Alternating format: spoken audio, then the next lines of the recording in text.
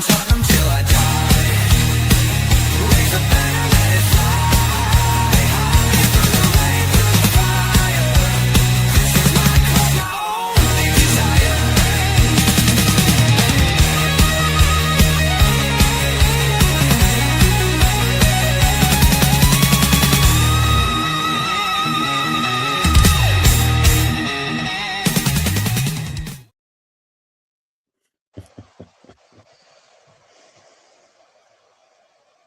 No, Dermot, you're not there.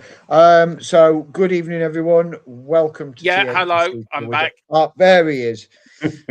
Sorry, I had to log out to log back in again. I was just saying, wasn't that a long time ago? It feels a long time ago where we were lifting that trophy in Bilbao. Everyone was united.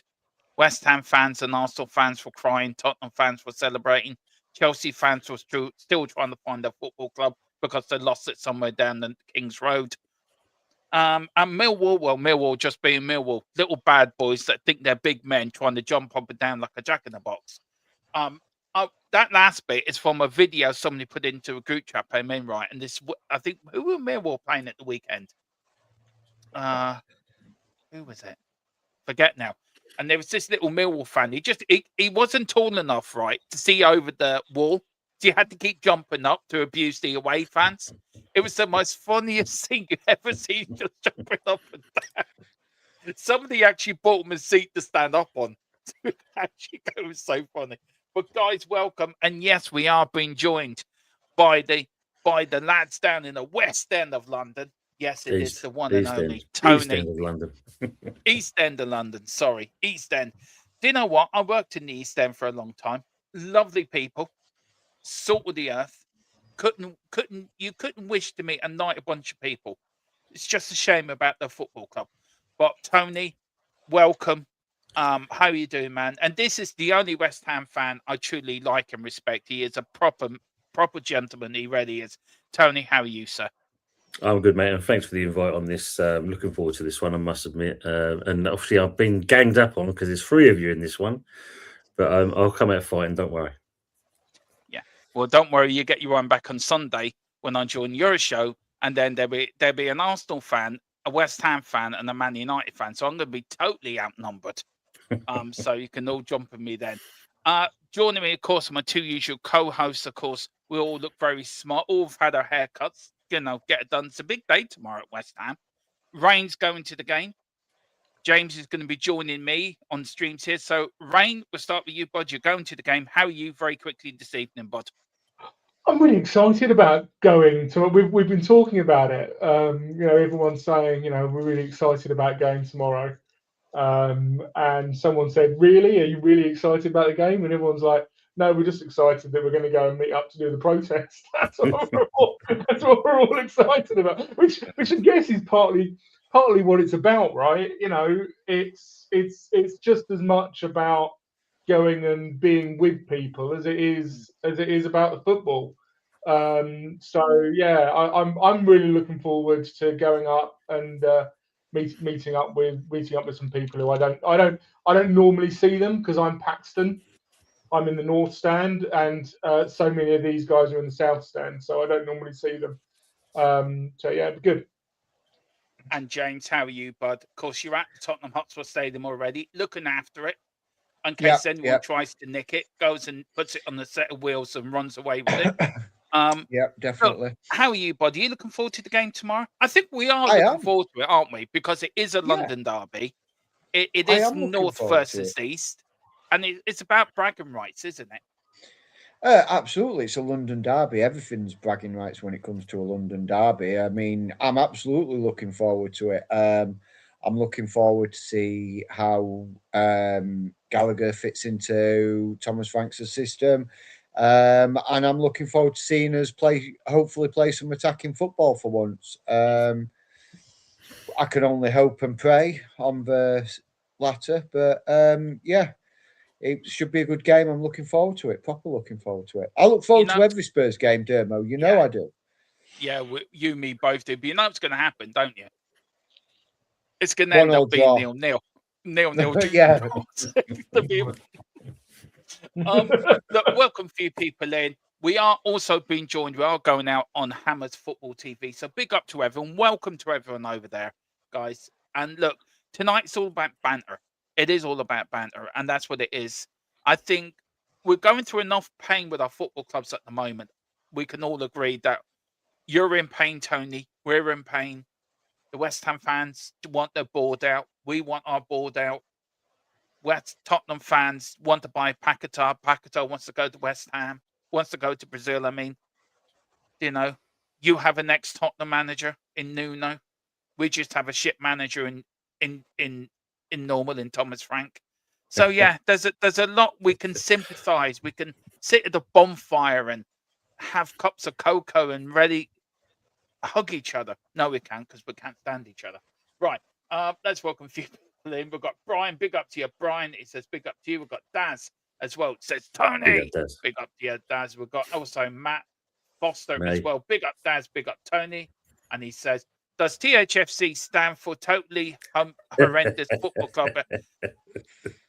Right. Okay. I wasn't going to go there. I was going to be nice. Now that's it. The gloves are off. Does West Ham stand for playing with your bubbles and your Barney the dinosaurs, and you have to bring binoculars to watch a game? Please tell me. How do you? I don't know. Go to a football match. Normally, bring your wallet, bring your ticket with you. Have I got enough money for a few beers? You go to West Ham. I've got to bring my bubble machine. I've got to bring my Barney the dinosaur, and I've got to bring a pair of binoculars to watch the game. I mean, it's like going on safari, going down to London Stadium. Big up to you, Matt. It is banter, but I'm going to get attacked by a lot of West Ham fans now. Big up to Tony. Big up, guys. So we've got big up to Frog in the Well. I like that name. Big up Frog in the Well. Tony, Matt, Daz, gang, all moist for tomorrow. Fair enough. Okay. See, James is there looking a little bit, going, "Oi, oi, mate." Oni in West Ham. Oni in West Ham. Rain is looking on the internet, Googling it. What does that mean? The chat's got a little bit spicy, Dermot. Yeah, exactly. You need to be careful with where you're going, mate. It's got a little bit spicy. There's a couple of ones you're going to need to skip, mate. Just letting you know. I know. I've looked ahead for you. There's one. You can skip that one. You can go to the next one. Yeah. Unfortunately, I don't think it gets any better. But this is, you know what? I'm sorry. I know we've got to be careful, but isn't this what it's all about, though, isn't it? It's all banter, isn't it? And that's what football's about, isn't it? It's about banter. It's about having fun. Yeah, I better take that one off very quickly. Big up to your words and pictures. Big up to you. Who else we've got coming in tonight? We've got big up to Brent. Big up to you, says Evan Tone. We've got who else we've got? Who else coming in? We've got Simon Cohen, 3 points plus, please, plus more sign-in. Simon Cohen, I have got an update. There will be a pre-record going up tomorrow morning on a load of update. I've got a massive update this afternoon, Simon, so that is coming for you tomorrow. Big up to David Clark. It says, no, we weren't United. We were Spurs and our opponents. See? There's David that's bringing us back down to earth with a bang. Big up to you.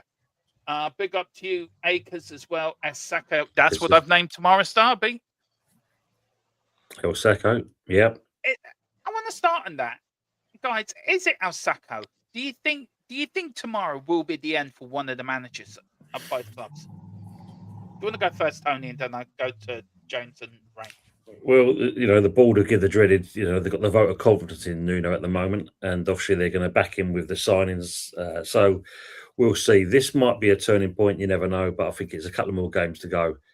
But by all accounts, it's not far off because they want to make sure if they've got any kind of last hurrah to kind of save our season, then it could be that Nuno makes way for someone else. James, for Thomas Frank, is it El Sacco for you guys? What do you reckon? It's thin ice time, is what I would say. Very, very thin ice time. If we don't sack him, I think there's going to be questions asked by the Spurs fans with regards to Nuno. Yeah, again, it's very thin ice time, I think. So it's going to be one of those. I think the boards, the respective board, respected. No, the respect. I Tiv. can't even say that word. Yeah, respective boards. That's the worst. Cheers, Tony. Will be certainly looking and thinking: is this the right move? Have we got the right manager there? Dermot, I think both boards are Yeah, in. and you, Wayne? But Dermot, I think both boards are in exactly the same position. They can't sack either manager because who are they going to get in? There's no Sam Allardyce waiting round the corner to pick up the reins for a club that's about to get relegated. I think both boards are in the position where they just need to stick with the guy that they've currently got. Unfortunately, unfortunately, I think that's just the way it is. I don't think our board have any intention of sacking Frank unless maybe we get close. But for West Ham, I mean, they've nailed they've nailed their mast to Nuno. I don't think they've got any choice now.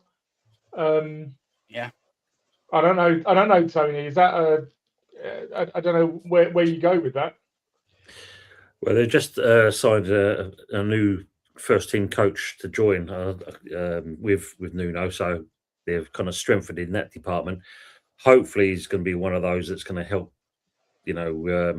develop this squad at the moment. But at the end of the day, I mean, when you got to think he took over from Potter, we was already languishing down that bottom end, and really, any chance we've had to get up and away from that side of things, it just turns out that when you're down the bottom, nothing goes for you, because 1 minute we're 14th, then we go back to 18th, and that's where we've virtually stayed. So, yeah, at the moment, we can't even cut a break.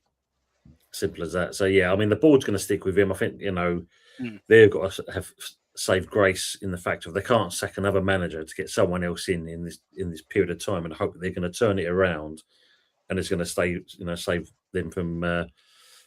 which more likely could happen of us going down to the Championship after nearly 15 years. Look, for me, I know David Clark saying it's nowhere near a Sakio. He's saying that St. Thomas Frank is a shit coach. It's so far off the mark. I'm sorry, he is a shit coach. If you only win 7 games out of 23 or 24, you can't win it. You've only won 3 home games all season. I'm sorry. Yeah, that's not good. If you're a good coach, then you need to win home and away. And I'm sorry, he's not the manager, I think, to take us where we need to be. Now, who is that manager? God only knows. And I think if we do lose tomorrow, I think there was such a clamouring for him to be sacked. I think the board might be forced into sacking him. Now, we know Glasner's off at the end of the season. I get your point, Ryan. And James is the same as you, I think, where I think that they have to stick by him because they are buying from him. But are they really buying from him? Are they buying? Is Gallagher a club signing? It's like, are West Ham really buying for Nuno? Are they club signing? So both boards have a big decision to make. Whoever loses tomorrow, I think in West Ham's case, I think if you lose to us tomorrow, I think you've got to already think, is Nuno the man to get you out of trouble, to keep you in the Premier League? If Spurs lose tomorrow, we have to ask, is Thomas Frank the man to get us into Europe, which we could still qualify for the Conference League? There's no reason why we can't. So I think there's going to be a lot. I think for the end of this window, there's going to be a few more managers out of a job. I really do. I want to start on what the derby means to you. I'm going to start off, if that's all right. Then I go to you, Tony, and then if I go to Rain and you, James, is that right if I switch it around between you two? Yeah. The derby means to me, this is a London derby. I don't like playing West Ham. I've been to Upton Park, and it's not the nicest place in the world to go to, but it was a proper old school stadium, Upton Park. And never, do you know what? I may not like the club, but I've never had a problem with the fans. West Ham fans I've always found to be they're great fans to have to crack with and the banter with, and I've always got on well with them. But it's a derby I want to win. It's a proper London derby because both clubs don't like each other. Mhm. And I think it is, isn't it, Tony? It is a proper old school derby, isn't it? Yeah. I mean, I see someone, I think it was Simon that said, like, it's West Ham's cup final, but if you look at it, I think it's more your cup final than it is ours. Yeah, the chicken and run, yeah. When you look at that, Simon, that was a good old part of the stadium.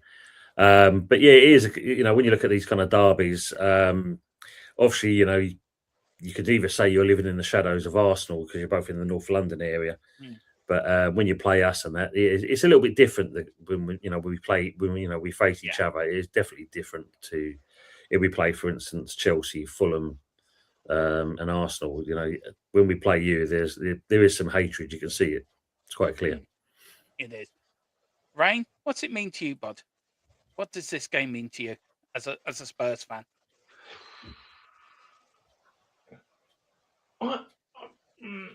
I mean, I don't. It's not one I look forward to because we don't generally get. It doesn't feel like we generally get a good result against West Ham, and we've had some shockers at home. I mean, going back to the intro, Dermot, I used to feel like we little broed West Ham. We got quite a few good players. I mean, like look at Jermaine Defoe, Carrick, right? We got quite a few really cracking players. We sold them a few dull ones as well. From West Ham, Canute was another one, right? Sheringham, he went between both clubs. Teddy Sheringham. So that's how I used to feel, but now it doesn't feel. Now it doesn't feel that way. Now it doesn't feel that way. Now, unfortunately, it very much, over the last few years, feels as if we're relatively on the same level. So it really has become a very important derby. The time when we were lording it over our North London rivals are gone, and now this is where we are. We're 14th, they're 17th, 18th. And it's a 6-pointer for us. That's where we both are. So yeah, I didn't used to feel like it was a big game. Now I do. Yeah, James, what about you, bud? What does this game mean to you, like as a London derby? I mean, are you with me, or are you more like Rain? No, I'm pretty much very similar to you. I think it's a London derby. It means everything. Bragging rights over the city. Yes, neither club are in great form, but I think it is. It's a big 6-pointer. Like Rain said, I definitely agree with that statement. It is a big 6-pointer. A win here, and it starts to create a little bit of breathing room, even more so with the teams below us. But yeah, definitely. I love all London derbies. Whenever we play anybody from London, it just adds that little extra spice. It's like a little bit of pepper on top. Someone sprinkling some cayenne pepper on top of a football match. Yeah, it's definitely going to be a good one. And I'm always up for London derbies. You used to get good pie and mash down at Upton Park back in the day. You rarely did. I don't. Didn't they, Tony? Back in the day, Upton Park, you get good pie and mash. I have to say. Yeah, you had Nathan's around the corner. You could have gone there, or Robin's up the East Ham High Street. But yeah, unfortunately, if you go that area now, they've all gone. They've all gone, unfortunately. But there is a pie and mash shop in the actual stadium itself, and there's one outside. But I don't think you can beat the old traditional pie and mash. That's for sure. Okay. We've got one just opposite the Tottenham Hotspur Stadium. He does a decent pie and mash as well. And there's a lovely chicken shop there, chicken kebab shop, up just down the road from the stadium. And I will get the name of it, guys, and I will put it in chat for the next game. But for me, yeah, it's great. For me, big up to Dab. He says, for me, all teams that hate Spurs, that's true. That ain't Arsenal or Arsenal wannabes. I'm sorry, but I dislike all London rivals, but I especially hate Millwall. I think we can all agree we don't like Millwall on there. I think we can all agree with that one. Yeah. Rain's going a bit. I don't mind them. Is that what you're going to say? Can't hear you, bud. Your mic's gone, Rain. Yeah, I hear you, James. I've never given them any thought, if I'm brutally honest. I've given them a single moment's thought. Isn't that where Teddy Sheringham? Didn't Teddy Sheringham play for Millwall as well? He He did started at indeed, Yeah, Millwall, he I did, think. Yeah. That's it. That's the Yeah. extent of my Millwall. I have been I'm- I have been to I Millwall would- following Doncaster Sorry, once. go on, James. Go on, bud. Yeah, I was just thinking. I went to Millwall to see Doncaster Rovers play. Was it an and experience? It certainly was, because we came out of the ground and our coach had no windows. Yeah, we had literally every window on the coach had been put through by the Millwall fan. Lovely folk, honest. I thought they were throwing stones at the players and just missed like the strikers, but I was doing a job up in London near Millwall, and they were playing Leeds that day, and we were working on the site, and we were locked into the site. And the police at the time thought it'd be a good idea to bring Leeds and Millwall fans down the same road. yeah, I mean, that's whoever always thought the of clever that thought. plan must have been. And we're standing up in a big on scaffolding, right, watching, and we're thinking, this is going to kick off here. This is going to kick off. Yeah, it did kick off. An hour and a half, we were stuck in work. Yeah. So no offense, nobody likes Millwall, and I think they don't care either. To be fair. Yeah, Millwall and West Ham fans were always polite to each other. No punches or blows were ever exchanged. You're best mates, aren't you? Yeah. A shake of the hand and a nod of the head. That's the one. Yeah. That's the one going. Yeah, absolutely. Now, Tottenham and West Ham have this big history, don't they, guys? That through the years, West Ham, and I will give West Ham credit, West Ham give the three players that actually won England the World Cup: Jeff Hurst, Bobby Moore, and who's the third one? There was three, wasn't there? Martin Peters. And then a certain Jimmy Greaves came to you lot, didn't he, in part exchange for Martin Peters? We did. So we've rarely exchanged. And Bill Nick, not a lot of people know this. The year that he left Spurs, Bill Nick did scouting for West Ham after he resigned from Tottenham Hotspur. So there's a little bit of more info that nobody knew. What if you could describe your season in one hand, in one sort of word, Tony, how would you describe West Ham this season? I'll be polite. Despicable. Well, it is half hour. You can't swear. Yeah. Well, it's definitely dog shit. There's no two ways about it.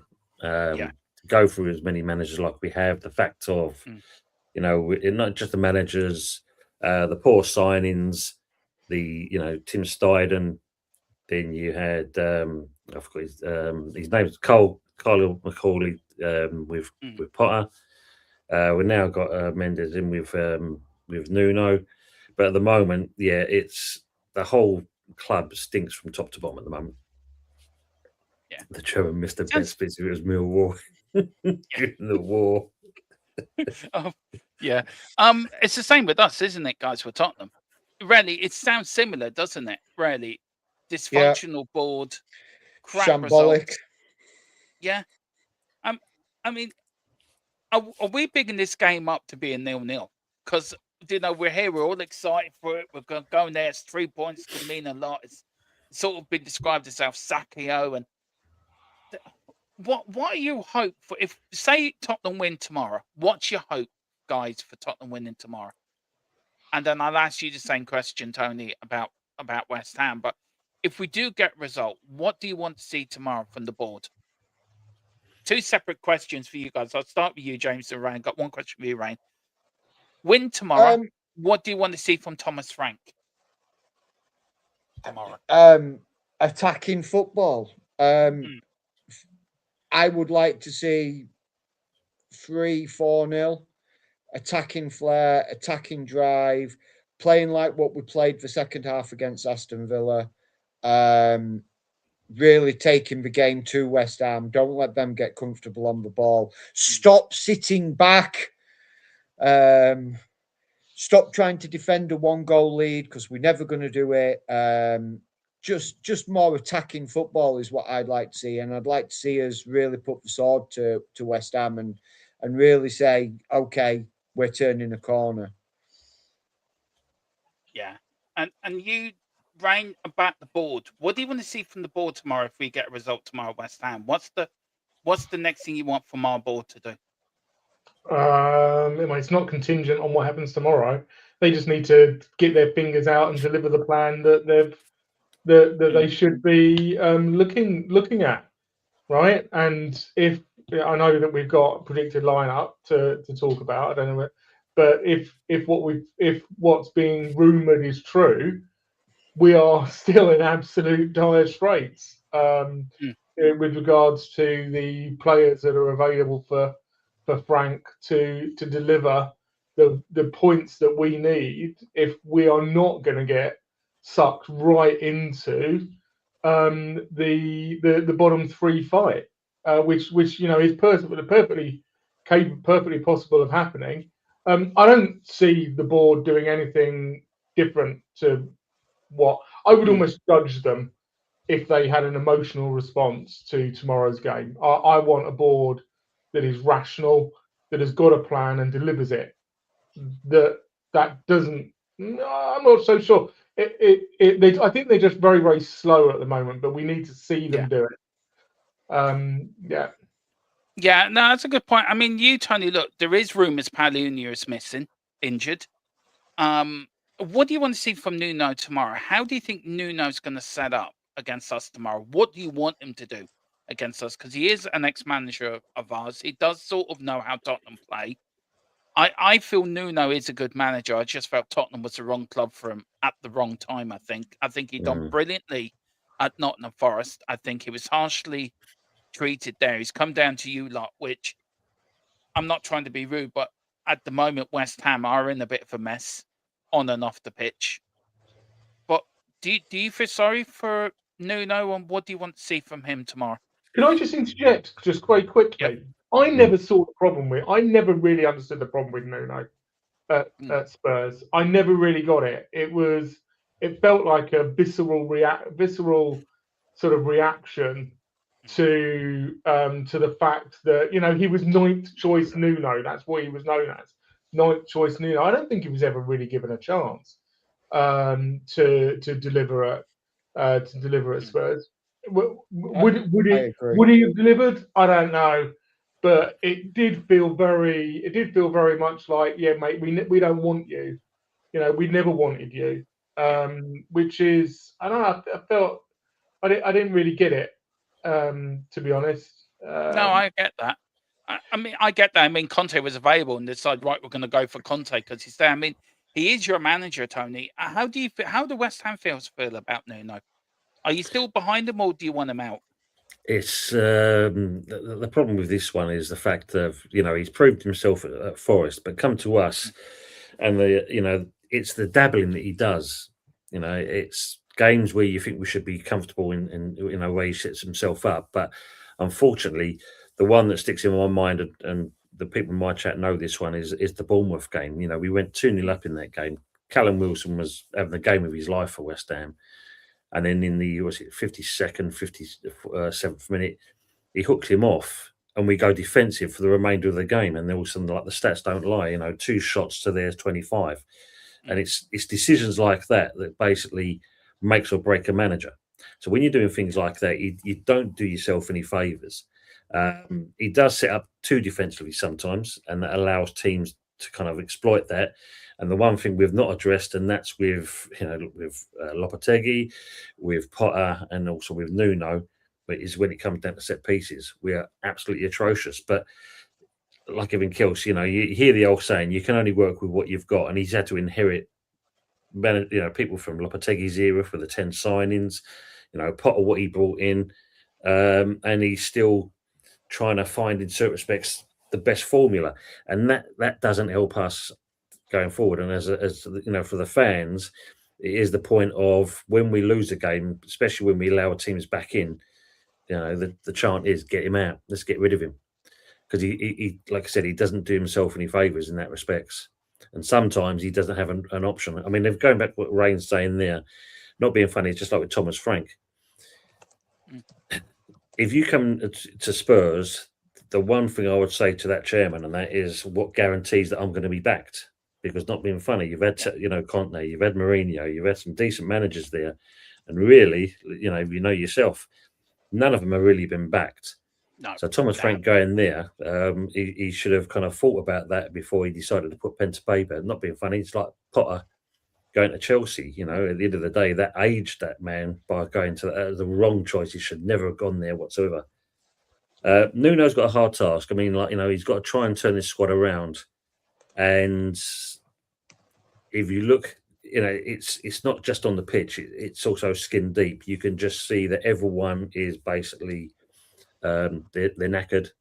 The morale is on the deck, and he's as a manager, you've got to try and turn that around.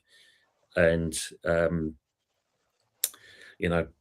no excuses, but when we looked at the Forest game, some of the decisions with the refereeing, which you've seen in your games as well, it was atrocious, that game, Tony. That penalty, that should never have been a penalty in my view. It beggars belief. And even the one where Pablo gets fouled and then Somerville and the referee's waving play on still, and then it goes down the other end. There was no advantage in play, but that's another stream, Dermot, because I think if you look at our refereeing is absolutely atrocious, and we're supposed to be the best league in the world. Yeah, sorry, Dermot, I'm absolutely right. I think there is actually a general problem with football, right? There is, and refereeing is absolutely one of them. That they brought in VAR to help fix refereeing, and I can only think that it's made it worse. Not just VAR itself, but actually the quality of refereeing, full stop. And our perception of it. It can't be coincidence that's happened around that time. There was always mistakes. People, they're human beings, right? But these days, I sometimes wonder: is the rule book too big? Is it too complicated? Are these guys trying to think too much about it rather than just, was it a foul? Was it not a foul? Because we had Pawson the other day, and he was absolutely shocking, to the point where there were Arsenal fans on X going, "This was an absolute shocker. This guy clearly does not look." I'm an Arsenal fan, and this guy clearly doesn't like Tottenham Hotspur Football Club. And it's like, welcome on board our train. It's a bit, but I think it's a general. All of us can think it's a problem with our club, but I think I think you're right, mate. I think it's a general problem. I think there's a general problem going on, and they need to sort it out. And sharpish as well. Yeah, I agree. I mean, James, look, we know the refereeing has been atrocious this season, and West Ham and Tottenham haven't got the fair share of decisions. We can count on number of hands how many decisions went to us. I mean, the penalty that West Ham Tony was talking about against Forest should never have been given in the first place. I mean, I was totally shocked it was given. I was saying it. Ange said it last season that he feels games have been run by Stockley Park. And he got criticised for it. I think Ange was spot on when he said that comment. He's now coming back to be proven right in a way. Yeah, 100%. I think the problem is one of my biggest problems with VAR is it's taken away. It's like the referees are scared to make a decision. They're terrified. They'll give a decision, and then they're so petrified that they've made the wrong decision that they go to VAR, and it's like, is my decision justified? Is it right? Is it right? Please, someone tell me I've made the right decision. And then if VAR then give it, say, maybe you should have another look at this, and then they go and they look at it, and they look at it slowed down and paused at certain positions. And whenever it drives me balmy, because whenever they pause these images on the pitch side monitor, they always pause it they'll use probably a different angle, and they pause it on the worst possible point. So like they move it up to that point constantly, like a little bit backwards and then to that point, a little bit back and then to that point, and it sort of always makes it look worse than it is. I agree that we have not had we've had some absolutely shocking decisions from VAR against us, and I'm pretty sure I haven't seen many of West Ham's games, but if Tony, you're telling me it's been the same VAR, I can believe it, because it's the same Premiership wide. The VAR have got too involved. When VAR was announced, it was for clear and obvious errors. That was what VAR was taught. That was the thing on offer.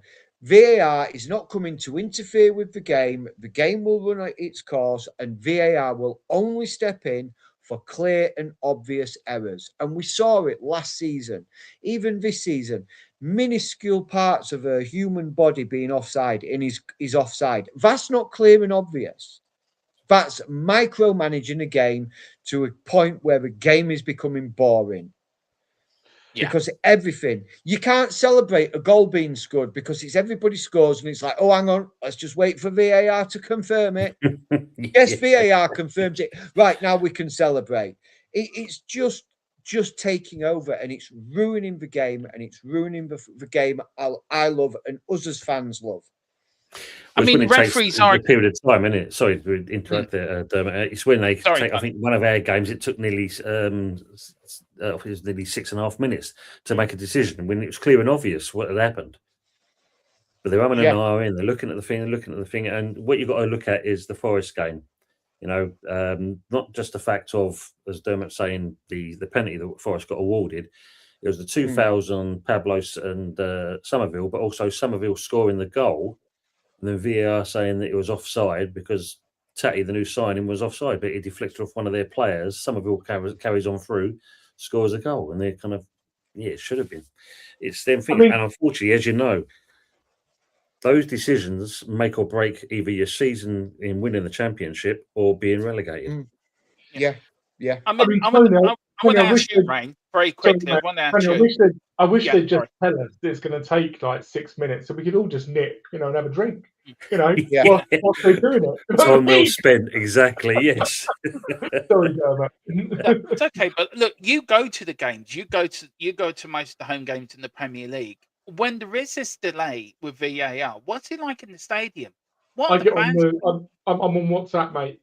I get on WhatsApp because it's that classic thing, right? There's always a benefit. There's a benefit to being in the stadium and watching a game live, and there's a benefit to being at home and watching the game on TV. And because on TV they do lots of replays. In the stadium, when you're watching a game live, you can see stuff that isn't on your little 4x4 inch screen. Some people have bigger screens these days. So when there's VAR, I'm on WhatsApp to people who are watching it at home because we're not getting any information, and the guys around me, we're all going, has anybody got a clue what's going on? I thought Twitter had something up in there. They were putting the reasons up on Twitter, weren't they? I don't know if they're doing it this season. I know that's it. But referees do give a talk what their decision is. Do you think that's a good thing? Or do you think there needs to be more of that? That's 6 minutes after, right? I know. You've got 6 minutes where, nothing's happening. But people at home, which is why I'm on WhatsApp, people at home are getting feedback.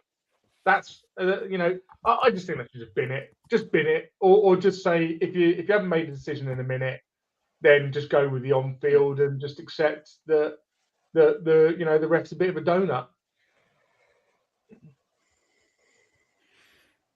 Exactly. He's gone. Yeah.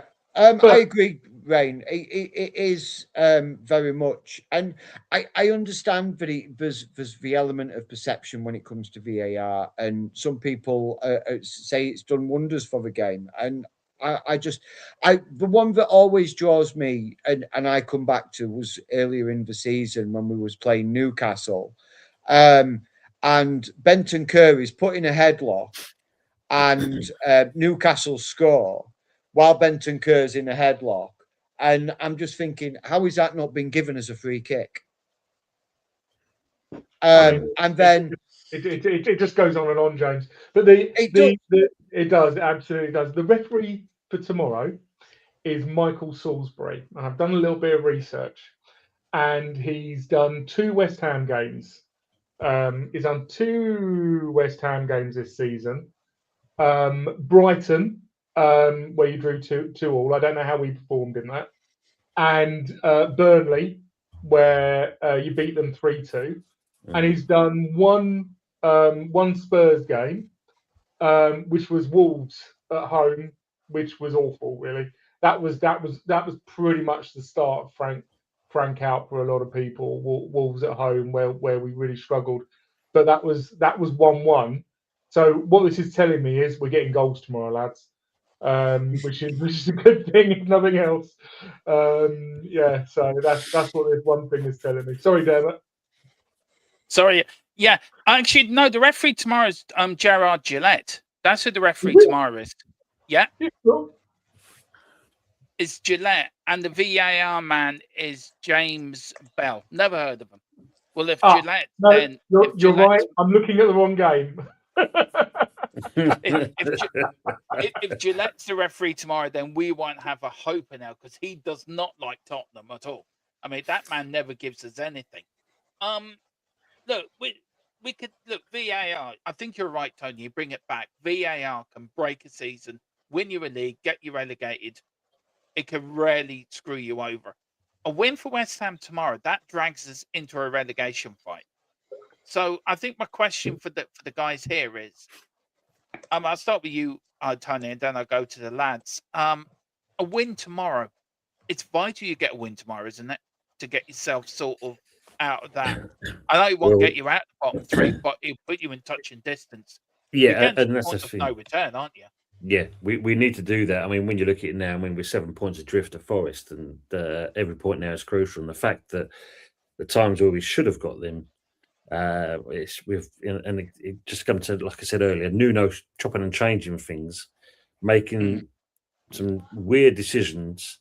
I mean, it was quite interesting. 1 minute, we're kind of micromanaging Wilson to make sure he doesn't get injured, and then we signed, new guys, and then they sit on the bench for 90 minutes while Wilson plays a whole 90 minutes of a game, but he can't do it in previous games. But suddenly now, he's suddenly got these bags of energy and he can last a whole 90 minutes. It's decisions like that is also what's cost us, and that's where fans have kind of turned a little bit on Nuno because of those decisions alone. Yeah, I mean, guys, look, no team's too big to go down, right? We all know that.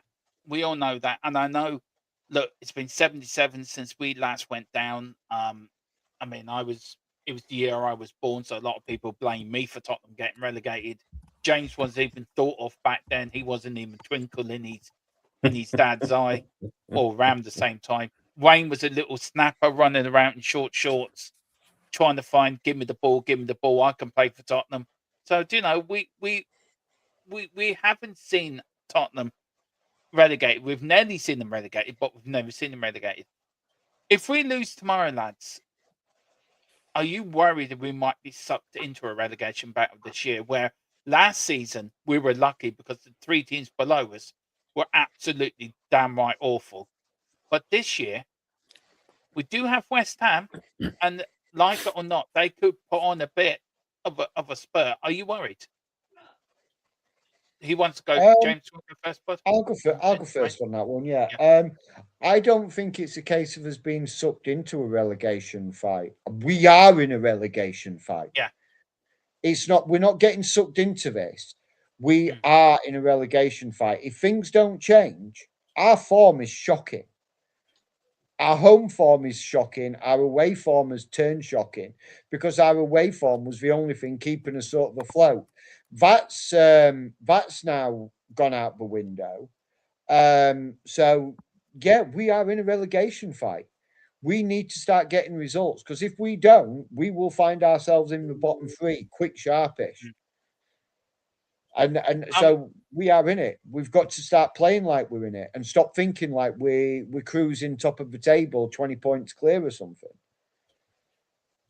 Do you share that same sort of worry, Rain, or are you sort of more relaxed about it? Because you seem, don't take this the wrong way, you seem more of a relaxed fan than say I am. I'm more emotional, wear my heart on my sleeve, and a bit like James, that we our love for the club oozes. You're a bit like, I would say, if we were doing Star Trek, you're a bit like Spock.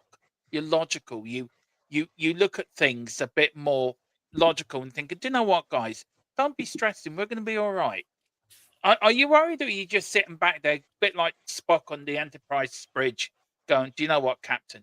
Everything's going to be fine. I've always wanted to be a bit more like Bones, to be honest. Oh, okay. Yeah. All right. Fair enough. Rather than Spock, There is a bit of Bones about you, actually, to be fair. Thank you, mate. All right. I mean, I'm looking at the table, and it is bonkers. You know what Tony was saying. Yeah. You know how you can fly up and down. I mean, we're 13 points away from them, and you're right. That can go really, really quick. But we're 6 points from fifth. That's nuts. That's absolutely crazy, and I think that's probably with you there, mate. It's absolutely crazy the way that the table is. I think rationally it's very, very unlikely we're going to get sucked in unless we go on a really bad run of form, if for no other reason than you need to, sorry, but West Ham, going to have to really claw themselves out of it. And if they do, at the moment it looks like Forest are actually competing with them to get relevant. Forest are after the initial Sean Dyche, little pickup, they're absolutely, they've returned to Ange Postecoglou type results and form. So that's what, if West Ham get a result against us tomorrow, if West Ham get 3 points against us tomorrow, and get to 17, they'll be looking at Forest gleefully. That's your saving grace. I don't know when. I don't know if you played them or when you play them again, but that's going to be a massive game. It is. Tony, you got somebody's gifted you a membership, so do you want to? Absolutely, yes. Big up to Brian CFC. Thanks for that, sir. Thanks for coming in on that, and everyone that's in the chat. Don't forget as well. Hit the like button on Dermot's channel as well as mine, if you don't mind. Really appreciate that as well. I've just seen that thing about Mark Gay in that. £20 million. So hold on, suddenly it's cut price FC all of a sudden from Palace. That's an interesting one. It is. James has been putting it in the. Sorry. Yeah, he's out of contract at come summer, so he's not going to stick around. He's not going to be there. So Crystal Palace will be just trying to get anything they can for him. If Man City are willing to pay 20 million for a player that's out of contract to beat off competition from potentially Bayern Munich, who had been linked with very strongly, who can come in and offer him a pre-contract now, Man City are going to do that just to strengthen their defence up. I can see it happening. Rain's just checking this vigorously on his internet, if it is true. There you go, Rain. Got some breaking news for you, bud. Thomas, thanks for giving a 40-year contract. Try to beat Chelsea with a 6-year. Yeah. Can you imagine the payout if he got sacked at the end of the season? Jesus, he would never have to work again. Well, I was going to say that earlier when Tony said, Potter was aged by Chelsea. I bet his bank account loved it. So his bank account, that guy, these guys who get sacked, like Ange, who gets sacked, any manager gets sacked from Spurs, they never actually have to work again, do they? Really? Do you know what I mean? It's a different world. I think we're doing the wrong job. I think we should be football managers instead of YouTube content creators. I think we're in the wrong field completely. Let's go through a little bit of the stats, guys, for the game. And of course, we are playing West Ham at home tomorrow. We have played them 59 times in the Premier League, 13 draws, 28 total wins for Spurs, 16 at home and 12 away. West Ham have 18 in total wins, 12 at home and only 6 away. This is Tottenham's where they are in the league. Spurs were in 14th, 4 place higher than West Ham. Spurs got 7 wins, 6 draws, 8 defeats, and 30 goals scored. Where West Ham have 18th in the Premier League, 3 wins, 5 draws, 13 defeats, and 22 goals scoring. I think that's West Ham's problem this season. It's scoring goals and also conceding them as well. This is Tottenham's form guide. Only 1 win in the last 5. But, you know, it's not as bad as West Ham, who have not won in the last 5. You can see defeats and draws. And it's funny, between 2 teams, only 1 game. Of either side, Tottenham or West Ham, 1 game they've won between the pair of them in the last 5 games. I mean, that is a staggering stat. These are the last 5 games where Tottenham have been quite happily beaten West Ham. We did beat you 3-0 early in the season. We'll talk about that a little bit as well. We've got the 1-1 draw then the last games before the end of Angie's reign. Then we've got the 4-1 home win during that same season. So we nearly did the double over you. We've got the draw. West Ham's last win at Tottenham Hotspur Stadium was on the Thursday, the 7th of May, I think it was May 2023. That was a 2-win Spurs win. Team news, which we won't go into because that is for the particular lineup. But these are the stats. This derby means Tottenham flair against West Ham grit, with Tottenham winning 41% of all meetings, 51% of Premier League games, while West Ham scored first in 35%, but wins only 20% when doing so. Top scorer in the derby history is Jimmy Greaves, who played for both clubs. Tottenham with 10 goals, Harry Kane with 9. We've got Jarrod Bowen as well, West Ham on 6. And then we've got Sonny with 6 with 8 as well. And then win streaks home and away. Spurs' longest win streak was 7, 85 to 1991. 18 goals scored, 4 conceded. West Ham only 1 game. 2020, Tottenham unbeaten in 8 home derbies, 7 wins and 1 draw. I'm sorry, Tony. That really makes me giggle. That your longest win, your longest winning streak against us, just 1. Yeah, I 1. mean, Yeah. What? I mean, I am giggling. It is funny. That just kind of sums it up. I mean, I like Frog's comment there. He's got on there where you put West Ham's grit, and he's asking that who is your drug dealer? I let you know after the stream, Frog. Right. It's not Nuno, believe me. It might be Sullivan, but might not be. But I let you know after the stream. We first played each other back in the March the 10th, 1900, the turn of the last century, in the Southern League. Tottenham Hotspur won, West Ham United won. The first derby at White Hart Lane, 3,000 fans were there. So Sandy Brown's goal for John Cameron's Tottenham match by an own goal for Sid King's West Ham. Yes, we were doing the watch along to that game. We were there. James was milling in the 3,000 trying to get reaction to the game. Me and Rain were trying to do the commentary on top of a food bus. You know, Rain kept popping to the pub to get a pint. I was trying to do the commentary. It was a great day. It was a wet day that day. It was a great day, though. We did lose James for a bit of it. He just got lost in the among of the crowd, really. He was trying to The good old days. Yeah, he was trying to bribe John Cameron to get a game, actually. That's what he was trying to do. But I love the enough stats in this game. It's so funny. Tottenham's 4 corners dominated this draw. I mean, that's a great stat. Dominated this draw. And the club's non-league ambitions set the tone for early rivalry as both vied for Southern League supremacy. Tottenham finished first, West Ham 5th, making the start of the North-East London football divide. I mean, guys, look, it is a big game, isn't it, tomorrow? What? Yeah.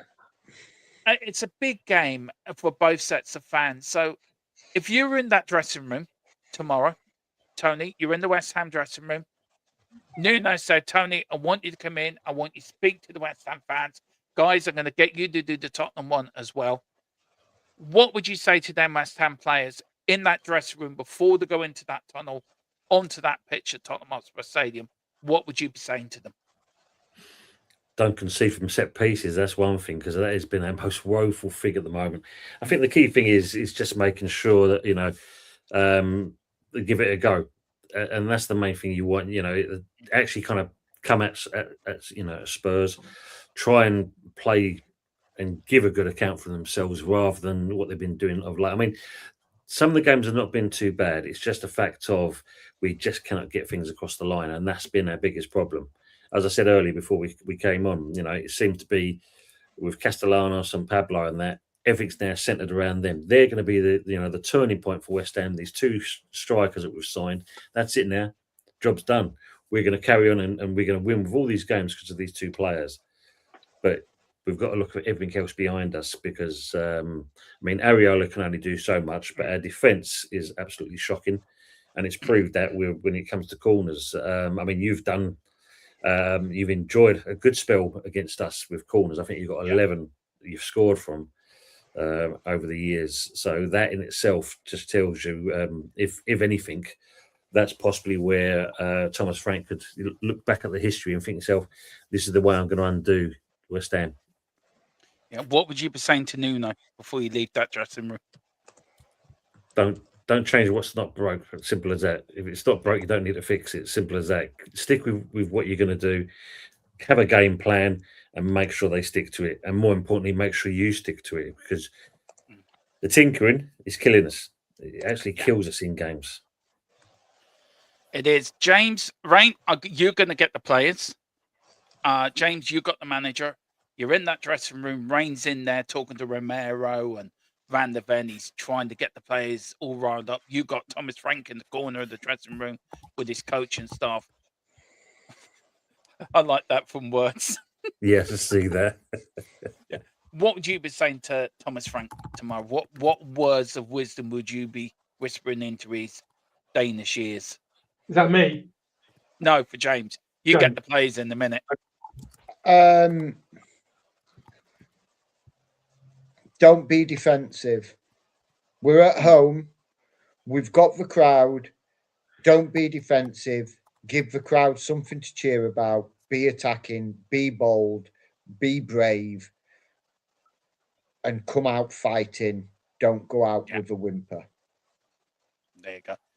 Rain, you got the players there. You got Romero. You've got Van der Ven. You got Jed Spence not listening to you because he's listening to some crap music. Yeah, he's got his white head, huge white headphones on. Yeah, you're looking for Palunia. You wonder where he is. What are you saying to them players in that dressing room? I love James is so consistent. You're so consistent, mate. You're as consistent as gravity in your message. I'm saying to the players, watch the lines. Let's get the ball forward quick. But when they've got the ball, you check over your shoulders and watch what's going on, because you haven't been doing that recently, and it's doing my head in. When I'm sitting up in the Paxton, I'm surprised you can't hear me. So check when somebody else got the ball, check over your shoulder to see who else is around you, and then make a decision about what you're going to do. Be smart.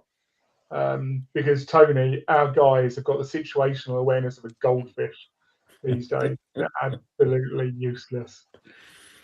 Right. This is what I would say. I mean, you three, you've gone very tactical. You've gone very sort of, I guess the modern day. This is what I was saying. I've been getting them watching Rocky. And I said, let me tell you something you already know. The world ain't all sunshine and rainbows. It's a very mean, nasty place. And I don't care how tough you are. It will beat you to your knees. And you keep you there permanently if you let it. You, me, and nobody's going to hit harder as life. But it ain't about as hard you hit. It's about hard you can get hit and keep moving forward. Now, as much as you can take and keep moving forward, that is how winning are done. Now, if you know what you're worth, then go out and get what you're worth. And that's what I was saying to the Tottenham players. as they're leaving that dressing room. That's what I was saying to them, to get them going.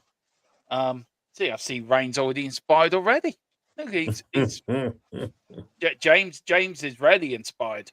He's so chilled there, sitting there thinking, I don't need a Rocky speech. I want to go in there and sit in the sports room.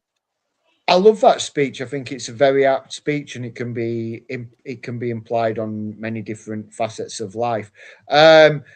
I just think we need to do more of what we're not doing at the moment. Yeah, no, I agree. We need to be more attacking, and we are not Yeah. being attacking, and we need more of what we're not doing. It's a kind of an oxymoron, really, isn't it? We need to do more of what we're not doing, but that's what it's plain and simple. We need to be more attacking. Beginning of the season, when Frank first came in and we were playing attacking football, we were picking up results. We turned to this defensive, stupid bollocks, and we're losing games. Let's be more attacking. What's the worst that's going to happen? If we were more attacking and we lost 2-0, for instance, or 2-1, but we were more attacking and we played a game where we were more attacking for the full 90 minutes, I wouldn't complain. I would say at least we gave it a go. I'd be disgruntled, yes, but I would at least be able to say we gave it a go. We were more front-footed. We tried. This mentality that we've got where we sit back and play dead and roll over and die it's not getting us anywhere. You're never going to win a game of football defending. No. You win a game of football by scoring goals. I'm sorry, James. I think a lot of it is competence. I think Frank has highlighted it that in 2 games this season we've lost the ball 26 times through unforced errors, and another game in the subsequent game we actually made an improvement. We lost the ball 25 times through unforced errors in a 90-minute game. That's losing the ball. That's passing the ball to another player, to an opposing player, without them challenging you once every 3 freaking minutes. That's absolutely insane. So I hear you, but they've got to keep the ball. They've got to actually pass to a teammate, and it's crazy that they can't do the basics. In that sense. And you guys are going to probably see it tomorrow, Tony. We are a shadow of the club, of the team that came to the London Stadium at the start of the season and rolled you over when we were doing that for fun away, like James was saying, away from home. We've totally and utterly regressed in terms of the way that these guys pass the ball around. It's just the mind boggles. Exactly. What's the other one, James? Our XG is like if we get an XG above 0.5, we all go and have a party. We're getting giddy. We're getting really giddy. If we can get half an XG, we're having a good game. Because as XG has been, a lot of people put a lot of weight into XG, and yes, it's an important stat. It is an important stat, but it's not the be up and end of all stats. You could have 2 shots and 2 on target and have an XG of 1 because they were clear goal scoring chances, and it's just that your striker can't hit a barn door. Oh wait, that's our strikers. But you could have 20 shots. Yeah, our strikers can't hit a barn door. They can't even find the barn door, more like exactly. Hit the damn thing. Yeah, exactly. They can't even find it, let alone hit it. But you could also then have a team where you have 20 shots and none on target, but they'll have an absolutely piss poor XG.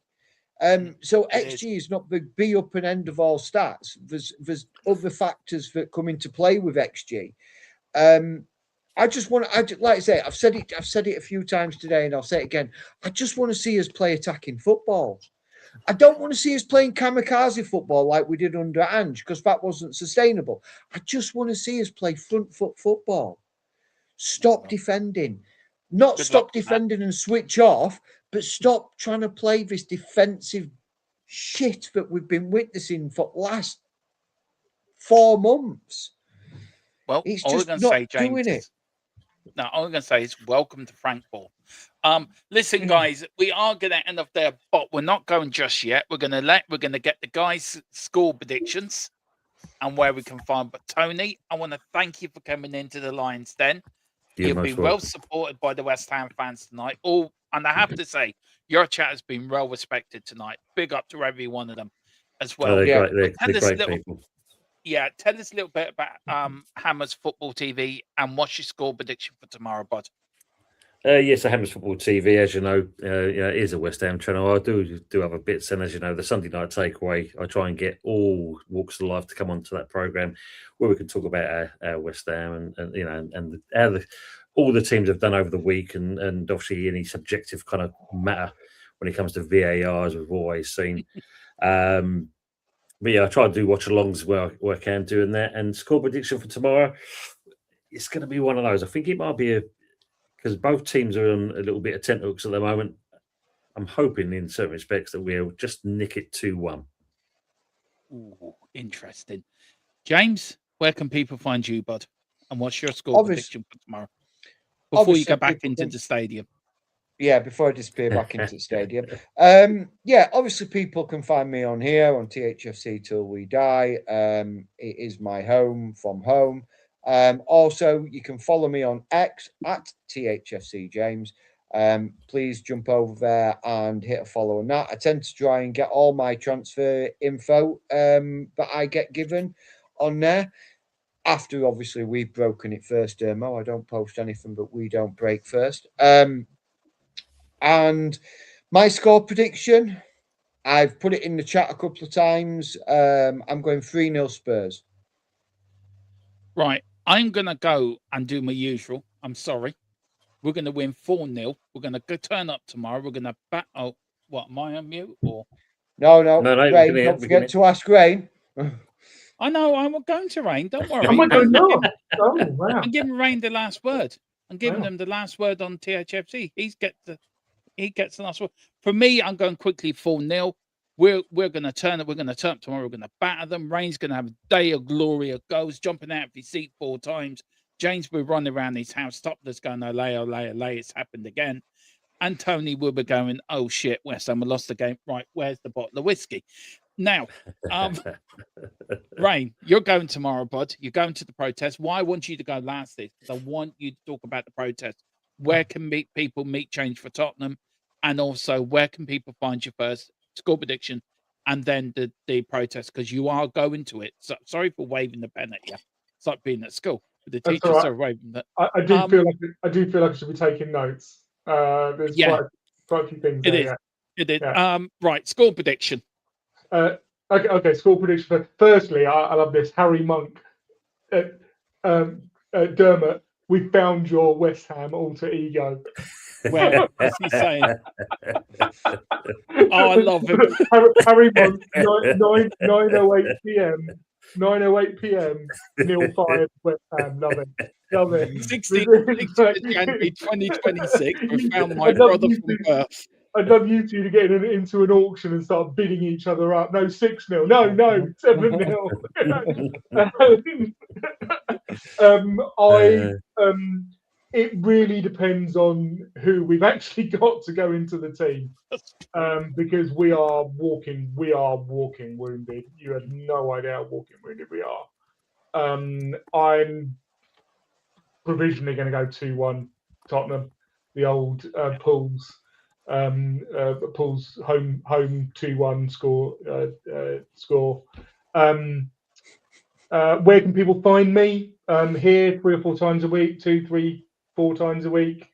Whenever I'm called. I'm on other channels a couple of times a week.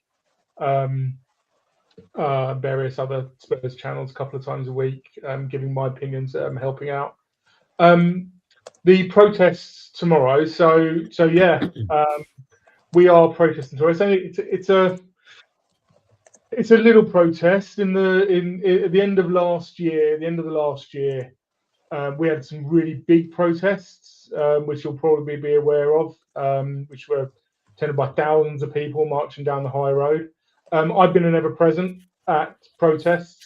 throughout the Change for Tottenham era, even to the point where I was one of 15 who turned up for one protest when everybody else thought it's all done. We don't need to worry about it anymore. We are meeting. We were very lucky to have Billy T from Change for Tottenham on this channel a couple of days ago. Really, really good chat that was. Billy loved it. We are meeting at the corner pin, outside the corner pin at 2 o'clock. I'll be there earlier. I'm generally at the stadium a bit earlier, so I'll be there earlier. And it's a very, very short, it's about a 20, 30 minute walk to the South Stand. Change for Tottenham want us all to walk together to show unity. What they've forgotten is that for people like me who are in the North Stand, they don't let us in the South. They don't let us in those turnstiles anymore. I have to go. I'm going to have to go to the other ones, but I'll still walk with them to where they're going. I did joke to them, are we getting the West Ham fans as well? Because quite frankly, rivalries aside, and yes, I'm as partisan as the next guy when the whistle blows, but we've all been put in the crapper by our owners in the last 5 to 10 years. A lot of it's been about stadium and them increasing the valuation of whatever shares that they hold at the expense of our clubs. James has very eloquently verbalised or how a lot of Spurs fans feel that we're losing our culture, that we're not playing football the way that we should play football, because that's the Tottenham culture. And I look down the road at our West Ham cousins and look at how their culture of the academy of England churning out great player after great player. I think we spoke at backstage about. We spoke at the start about the great players that West Ham produced that helped us win '66, and this is all being taken away from us. And this sort of culture matters. It matters to the football fans. That we need owners who actually respect that and give us what we want, because otherwise they're whatever they think they're going to get, they're going to lose it. If they're going to lose football. They need to give us it back. Look, I want to thank firstly, big up Rain. That's a good way to end it, actually. Big up to you. Normally I struggle at it sometimes end shows, so I think that is good. Just to give you a little bit update, guys, the under 21s were playing tonight as well, and we did get a 1-1 draw away to Burnley. Goals for Burnley was Johnson, and for Spurs was Roswell on the 35th minute. Burnley did take the lead. Now, I will ask, do you want me to do under 21 watch-alongs? I was starting on them to do them. Me and Rain have actually talked about doing them, and James is around as well. The three of us are doing them all, whatever. So let us know if you'd like to. But everyone, please do get over to Hammers Football TV. Tony's a great guy, and we have a bit of banter, and he's the only West Ham fan I truly do respect and like. I like all your West Ham fans, by the way, and I apologise if I offended anyone about your bubble making machine, that you should be too old to play with bubbles, and you're still running around with Barney the dinosaurs and binoculars. So it's only banter. I don't really mean it. It's only banter. We do have a player that likes playing with balloons, Dermot, so we shouldn't really be criticising. Well, he should go to West Ham. He'd fit in quite well there. Then do you know what I mean? Yeah. He really would. Give us your address, Dermo, and I'll send you some bubble mixture. You'll be all right, just to make you feel comfortable. Yeah. Oh, thank you. I must admit, when I used to go to Upton Park, I used to, when they hear we're forever blowing bubbles, that did send a shiver down your spine. And on a Tuesday night, Upton Park, Tottenham West Ham, that sent a shiver. The only other song does that when you hear "You Never Walk Home" at Liverpool. I think that song, you have to be at the stadium to really see how loud that is, and it really is loud. Big up to James says, thanks to chat and all the guys on the show tonight. Please like and subscribe if you can pick up your membership. Yeah, it's 99 cents. It's not 99 pence. It's cent. It's different in pounds. So whatever the pound equivalent is, I need to change that. But yeah, big up to you. I think it's £1. I think it's £1.49p. I think it is. Oh, there you go. Yeah. Give or take. I don't think it's that much anymore, Rain. I think it's sort of like £1.24 at the moment. The exchange rate's come down, yeah. Yeah. Get a bargain membership while you got the chance to. Yeah, inflation. Yeah, we try to not to let inflation change us. We like to be the cheapest channel in town. But big up to Tony at Hammer TV. Good luck tomorrow, bud, and all you West Ham fans. If you're going to the game, enjoy yourselves. Have a great day. If you want to know what's happening tomorrow, we have the watch along at 20. Are you doing before the whistle? By the way, James, at 2. Yes, yeah. Okay, I need to put that up then. James will join you at 2 o'clock for before the whistle. He's going to go through the lineup and everything. I'm starting to watch along at 25 to 3. So join me for that. Then me and James are doing after the whistle. I think Steve from Stateside Footy might be joining us as well for that. Rain's at the game. If you wonder why Rain ain't joining us, he'll be at the game chasing Thomas Frank around the stadium. Either just looking for his autograph. That's all he'll be looking for. His autograph. Yeah, if the game's boring, Rain, just run on the pitch with a big sign with subscribe to THFC till we die. If you can do that for us, that'd be great. That'd be great. Yeah, great thing for the channel. It's almost absurd. It's almost absurd that I'm going to do a one-man pitch invasion, Dermot. Almost a certainty. Yeah. Rain, just think. There's no such thing as bad publicity. Exactly. Right. There is such a thing as going to jail. Yeah. Yeah. You can come to my jail. I'll look after you, Rain. I'll take care of you. I'll give you best jobs and everything. Me and James have this all. We have this all planned, don't we, James? We've got it all planned for you, right down to the last dotted T. We've got it planned for you, bud. Now, right for when you're banged up, I'll look after you. Yeah. On that bit of news, on that bombshell, we should leave it there. Thank you all for watching. Tony, thanks again. Rain, James, you like, subscribe, hit the notification bell on both channels. So predict the lineup out tomorrow as well at 10 o'clock and a transfer roundup show tomorrow as well, guys. Whatever you do, come on, you Spurs. In the Cockerel we trust. We never stop. And I never thought I would ever have a West Ham fan do the hammer sign on this channel. There you go. Right, that's a good way to end it. See you tomorrow, guys. Come on, you Spurs. Take care, everyone. Good. Eyes on the